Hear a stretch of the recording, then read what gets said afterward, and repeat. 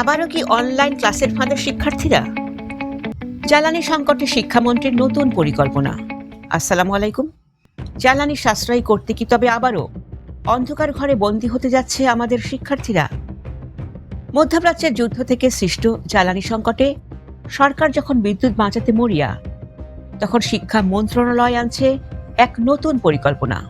সপ্তাহে 3 দিন অনলাইন ও 3 দিন সশরীরে ক্লাস। কিন্তু খোদ শিক্ষার্থী, শিক্ষক এবং অভিভাবকরাই বলছেন, আমরা অনলাইন ক্লাস চাই না। করোনাকালে সেই ব্যর্থ অনলাইন ক্লাসের তিক্ত অভিজ্ঞতা কি সরকার ভুলে গেল? কেন এই ডিজিটাল শিক্ষা ব্যবস্থার ঘোর বিরোধী দেশসেরা শিক্ষাবিদরা?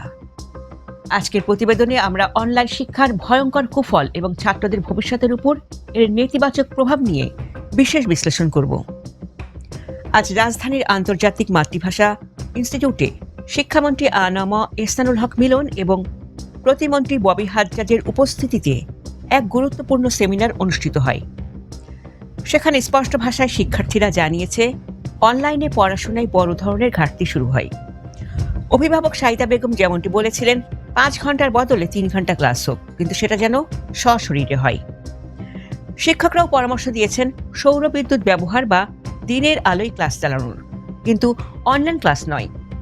এখন প্রশ্ন হলো, কেন অনলাইন ক্লাসের এত বিরোধিতা? রিসার্চ বলছে, দীর্ঘ সময় স্ক্রিনের সামনে বসে থাকা শিশুদের জন্য এক নীরব ঘাতক।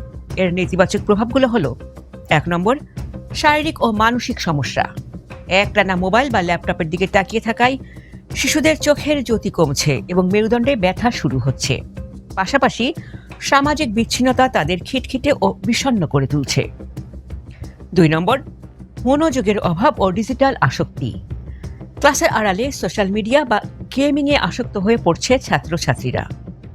এতে তাদের মৌলিক সৃজনশীলতা ও বই পড়ার অভ্যাস হারিয়ে যাচ্ছে। 3 নম্বর, শেখার ঘাটতি। করোনাকালের ডাটা বলছে, অনলাইন ক্লাসে ছাত্ররা কেবল পাশ করে গেছে, কিন্তু প্রকৃত জ্ঞান অর্জন করেনি। এটি দীর্ঘমেয়াদে একটি মেধাহীন প্রজন্ম তৈরির পথ প্রশস্ত করছে। জ্বালানি সাশ্রয়ের অনেক বিকল্প পথ থাকলেও শিক্ষা কেন প্রথম বলির পাঠা হবে, সেই প্রশ্ন এখন সচেতন মহলের। শিক্ষামন্ত্রী যদিও বলছেন নতুন প্রজন্মের নতুন ধারার কথা, কিন্তু ছাত্রছাত্রীরা কি আদৌ তার জন্য প্রস্তুত?